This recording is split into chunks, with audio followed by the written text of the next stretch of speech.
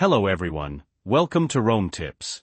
Today we will be discussing how to get IPVanish VPN on your Apple TV.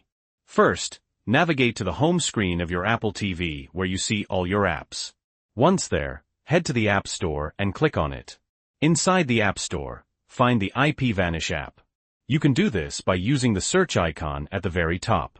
Just search for IPVanish VPN. It should be the first result. It'll look like this. Click on it. You'll see a download page. Scroll down to read more info, or just scroll back to the top and click the Get button. This will start downloading the app.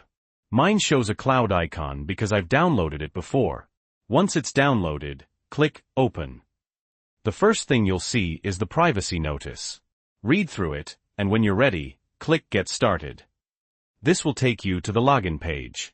Log in to your IPVanish account. If you don't have one, you can click Create Account here.